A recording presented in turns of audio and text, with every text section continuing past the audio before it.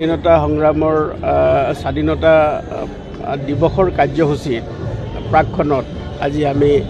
এটা bike rally উলিয়াইছোঁ জিলা প্ৰশাসনৰ ফালৰ পৰা। আপোনালোকে দেখিছে যে মাননীয় DC মহোদয়ে নিজৰ বাইক চলাই আৰু আমি লগতে থাকি আমি এই হৰ ঘৰ তিৰংগা যি কাৰ্যসূচী এই কাৰ্যসূচী আমি পালন কৰিছোঁ আৰু ইয়াৰ যোগেদি সকলো ৰাইজক এটা মেছেজ দিব বিচৰা হৈছে যে প্ৰতিজন ঘৰতে তেওঁলোকে নিজৰ তিনিবৰণীয়া জাতীয় পতাকা তেওঁলোকে উত্তোলন কৰক আৰু এই স্বাধীনতা তেওঁলোকে চেলিব্ৰেট কৰক, মানে উদযাপন কৰক। গতিকে আমি সকলো ৰাইজৰ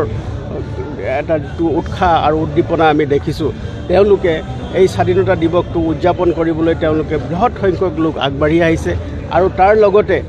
আজি গোটেই জিলাখনৰ যিটো সামগ্ৰিক নিৰাপত্তাজনিত যে দিশ আছে আমি চোৱা চিতা কৰিছোঁ। আমাৰ সীমান্তৱৰ্তী ইণ্টাৰনেশ্যনেল বৰ্ডাৰ আছে, আমি তাতো চোৱা চিতা কৰিছোঁ। আন্তঃৰাজ্যিক বৰ্ডাৰ আছে, তাতো আমি চোৱা চিতা কৰিছোঁ আৰু সকলো অঞ্চলতে আমাৰ পুলিচৰ টহলদাৰী ব্যৱস্থা আছে আৰু যাতে কোনো ধৰণৰ কুটাঘাতমূলক কাৰ্য যাতে কোনোৱে সোমাই আহি দুষ্কৃতকাৰী লোকে সোমাই আহি যাতে সম্পাদন কৰিব নোৱাৰে, তাৰ কাৰণে আমি তৎপৰ হৈ আছোঁ আৰু এনেকুৱা ধৰণৰ কোনো ধৰণৰ উপাদানে যাতে কোনো অনিষ্ট কৰিব নোৱাৰে আৰু যদি কোনোবাই এনেকুৱা চেষ্টা কৰে তেওঁলোকৰ বিৰুদ্ধে কঠোৰতম আইনগত ব্যৱস্থা ল'বৰ কাৰণে আমি তৎপৰ হৈ আছোঁ আৰু সামগ্ৰিকভাৱে আমি আশা কৰিছোঁ আৰু আপোনালোকৰ মাধ্যমেৰে আমি ৰাইজক জনাব বিচাৰিছোঁ যে ৰাইজে সম্পূৰ্ণ শান্তি শৃংখলা বজাই ৰাখি আৰু উলহ মালহেৰে এই স্বাধীনতা দিৱস উদযাপন কৰক আৰু তাৰ কাৰণে প্ৰশাসন সম্পূৰ্ণ সতৰ্ক আছে যাতে কোনো ধৰণৰ